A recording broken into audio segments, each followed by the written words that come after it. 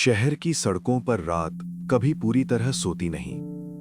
पीली street lights के नीचे फुटपाथ पर सिकुड़ी हुई जिंदगियां धीरे धीरे करवट बदलती हैं। कहीं दूर मेट्रो की आखिरी ट्रेन गुजरती है और उसके साथ ही शहर की थकान भी। इसी शहर के पुराने हिस्से में तंग गलियों के बीच एक छोटा सा घर था। घर की दीवारों पर सीलन थी और छत से बारिश में पानी टपकता था। उस घर में रहता था 14 साल का आर्यन। लोग उसे उसके नाम से कम उसके बाप के नाम से ज्यादा जानते थे। अरे वही चोर का बेटा, ये शब्द उसके पीछे पीछे चलते थे। स्कूल में, मोहल्ले में, बाजार में, जैसे उसकी पहचान उसके जन्म के साथ ही तय कर दी गई हो। आर्यन का पिता रघु शहर के थाने में कई बार आ चुका था।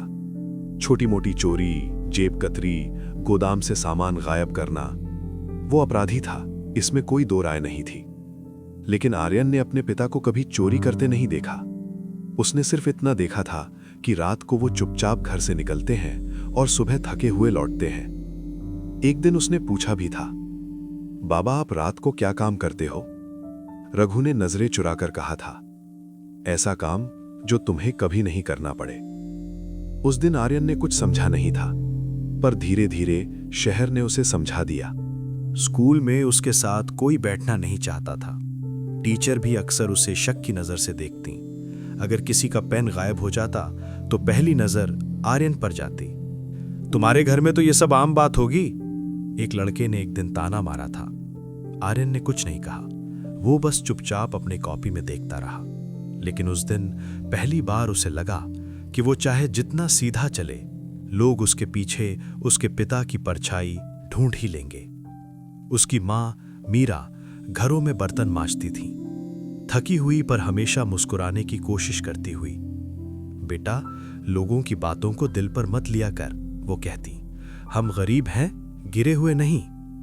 आर्यन माँ की बात सुनता, लेकिन स्कूल की दीवारें माँ की आवाज से ऊंची थीं। एक शाम जब बारिश हो रही थी, पुलिस फिर से उनके घर आई। रघु को हथकड़ी लगाकर ले जाया गया। इस बार मामला बड़ा था। पास की ज्वेलरी दुकान में चोरी हुई थी। मोहल्ले वाले दरवाजे के बाहर खड़े तमाशा देख रहे थे। खून में ही चोरी है, किसी ने कहा। आर्यन की मुट्ठियां भिज गईं। वो चिल्लाना चाहता था कि वो चोर नहीं है, कि उसका दिल साफ है, कि वो अपने पिता जैसा नहीं बनेगा, पर उसकी आवाज गले में ही अटक गई। उस रात उसने पहली बार खुद से सवाल किया, क्या मैं भी ऐसा ही बन जाऊंगा? क्या मेरे लिए कोई दूसरा रास्ता है? अगले दिन स्कूल में प्रिंसिपल ने उसे अपने ऑफिस में बुलाया। आर्यन, तुम्हारे पिता जेल में हैं। हमें शिकायतें मिल रही हैं कि तुम भी गलत संगत में हो। नहीं सर, उसने धीमी आवाज में कहा। देखो, तुम्हारा रिकॉर्ड साफ नहीं है। हम तुम्हें आखिरी मौका दे रहे हैं। कोई भी गड़बड़ हुई तो तुम्हारा नाम काट दिया जाएगा। आर्यन ने सर झुका लिया। उसे समझ आ गया था कि उसके लिए गलती की कोई गुंजाइश नहीं है। जहां दूसरों को दूसरा मौका मिलता है, वहां उसे पहला मौका भी उधार में मिल रहा था। कुछ दिनों बाद मोहल्ले के बड़े लड़के उसके पास आए। तेरे बाप को तो जेल हो गई, एक ने कहा। घर कैसे चलेगा? चल हमारे साथ, एक दो काम कर ले, जेब में पैसे आएंगे। आर्यन ने उनकी आंखों में देखा। उसमें उसे वही रास्ता दिखा जिस पर उसका पिता चला था। आसान पैसे, तेज रास्ता, बिना मेहनत के कमाई। उसने एक पल के लिए सोचा भी।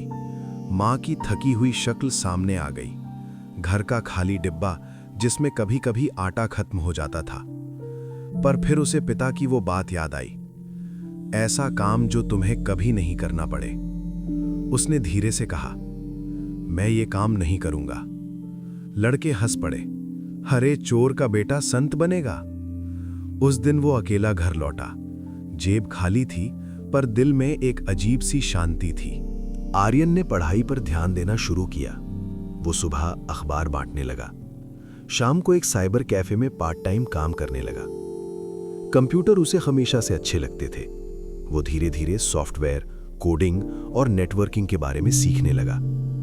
साइबर कैफे के मालिक शर्मा अंकल ने एक दिन उससे पूछा, तुम्हें ये सब कैसे आता है?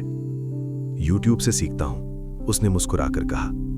शर्मा अंकल ने उसके सिर पर हाथ रखा। तुम में हुनर है, बस लगे रहो। पहली बार किसी ने उसके अंदर कुछ अच्छा देखा था। शहर में एक दिन बड़ी घटना हुई। एक बड़ी कंपनी के सर्वर हैक हो गए। कई लोगों का डेटा चोरी हो गया। पुलिस परेशान थी, मीडिया शोर मचा रहा था। आर्यन साइबर कैफे में बैठा खबर पढ़ रहा था। उसे लगा कि वो इस सिस्टम की कमजोरी समझ सकता है। उसने खुद ही उस तरह के हमले का पैटर्न समझना शुरू किया। रात दिन मेहनत करके उसने एक रिपोर्ट बनाई और गुमनाम तरीके से पुलिस के साइबर सेल को भेज दी। शुरू में किसी ने ध्यान नहीं दिया, पर जब पुलिस ने उसके बताए सुरागों पर काम किया तो मामला आगे बढ़ा। असली हैकर पकड़ा गया। कुछ दिनों बाद साइबर सेल के एक अधिकारी साइबर कैफे पहुंचे। आर्यन कौन है? उन्होंने पूछा। आर्यन का दिल जोर से धड़कने लगा। तुमने जो रिपोर्ट भेजी थी उससे केस सुलझा। तुमने शहर को बड़ी मुसीबत से बचाया है। साइबर कैफे में खड़े लोग उसे हैरानी से देखने लगे, वही लोग जो कभी उसे शक की नजर से देखते थे। मीडिया में खबर आई, एक किशोर ने साइबर क्राइम सुलझाने में मदद की। नाम भी छपा, फोटो भी। मोहल्ले में लोग पहली बार उसके घर बधाई देने आए। हमें तो पहले से पता था लड़का तेज है, वही पड़ोसी कह रहे थे जिन्होंने कभी ताना मारा था। आर्यन चुप था। वो जानता था कि लोग जल्दी बदल जाते हैं। कुछ दिनों बाद उसे शहर के एक बड़े कॉलेज में स्कॉलरशिप मिली, साइबर सिक्योरिटी पढ़ने का मौका। जेल में बंद उसके पिता तक भी ये खबर पहुंची। रघु ने मुलाकात में पहली बार उसकी आंखों में सीधा देखा। तूने वो किया जो मैं नहीं कर पाया। उसकी आवाज कांप रही थी। मैंने आसान रास्ता चुना, तूने सही रास्ता चुना। आर्यन की आंखें भर आईं। बाबा, अभी भी देर नहीं हुई है। साल बीतते गए। आर्यन ने पढ़ाई पूरी की। वो एक साइबर सिक्योरिटी एक्सपर्ट बन गया। शहर की पुलिस के साथ काम करने लगा। उसने कई बड़े फ्रॉड और ऑनलाइन ठगी के केस सुलझाए। जिस शहर ने उसे ठुकराया था, अब वही शहर उसे सम्मान दे रहा था। एक दिन उसे एक स्कूल में बच्चों से बात करने के लिए बुलाया गया। स्टेज पर खड़ा होकर उसने बच्चों की तरफ देखा। उनमें उसे अपना पुराना चेहरा दिखा, डरता हुआ, अस्वीकार किया हुआ। उसने कहा, आपका जन्म आपकी पहचान तय नहीं करता, आपके फैसले करते हैं। अगर लोग आपको किसी और के नाम से बुलाएं, तो उन्हें गलत साबित करने का एक ही तरीका है, अपने काम से जवाब देना। हॉल तालियों से गूंज उठा। कुछ साल बाद रघु जेल से रिहा हुआ। उम्र ने उसके कंधे झुका दिए थे। मोहल्ले में लोग अब उसे अलग नजर से देखते थे, क्योंकि वो हीरो का पिता था। पर आर्यन जानता था कि असली लड़ाई बाहर की नहीं, अंदर की होती है। उसने अपने पिता को एक छोटी सी नौकरी दिलवाई। धीरे धीरे रघु ने भी सीधी जिंदगी जीना शुरू किया। वो अक्सर कहता, मेरे बेटे ने मुझे नया जन्म दिया है। एक रात जब शहर की सड़कों पर फिर वही पीली रोशनी थी, आर्यन छत पर खड़ा आसमान देख रहा था। उसे अपना पुराना घर, ताने, अकेलापन सब याद आया। अगर उस दिन उसने मोहल्ले के लड़कों के साथ जाने का फैसला किया होता तो शायद कहानी कुछ और होती। पर उसने सही रास्ता चुना।